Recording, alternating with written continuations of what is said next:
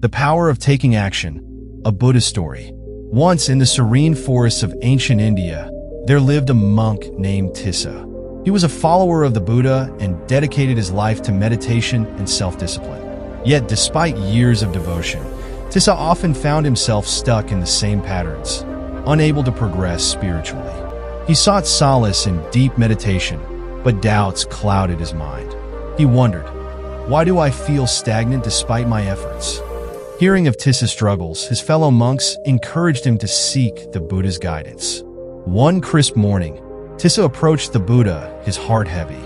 Bowing respectfully, he said, "Blessed One, I have practiced diligently for years, but I remain unchanged. What am I missing?" The Buddha, with his calm and knowing smile, looked at Tissa and said, "Let me tell you a story, dear monk. The story of the carpenter and the forest. Long ago, a carpenter named Sohan lived in a village at the edge of a vast forest. One day, the village chief approached him with an urgent request. "Sohan, we need a sturdy bridge to connect our village to the neighboring one. It will save many lives during the monsoon." Sohan accepted the task and spent days drawing plans, imagining the bridge's strength and beauty. He spoke passionately about it to anyone who would listen. Days turned into weeks, but Sohan had yet to lay the first plank. One day, an elder from the village approached him and asked, "Sohan, when will the bridge be complete?" Embarrassed, Sohan admitted, "I have thought of every detail, but I fear I may not have the skills to build it perfectly." The elder chuckled and said, "A plan without action is like a seed that never touches soil. It will bear no fruit." Motivated by these words, Sohan began building the bridge the next day. At first, the work was slow and his mistakes were many. But as he continued, his skills improved. With every beam he laid, his confidence grew. Within months, the bridge stood strong, connecting the two villages. The villagers celebrated, and Sohan learned that action, however imperfect, leads to growth and accomplishment. The Buddha paused and looked at Tissa, who listened intently. "Tissa, like Sohan, you are caught in the realm of thought.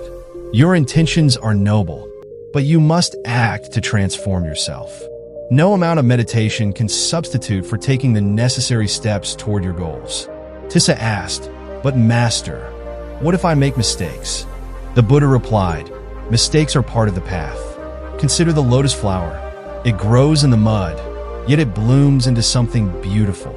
Your efforts may feel messy, but they will lead to clarity and wisdom." Inspired by the Buddha's words, Tissa decided to take small but meaningful actions.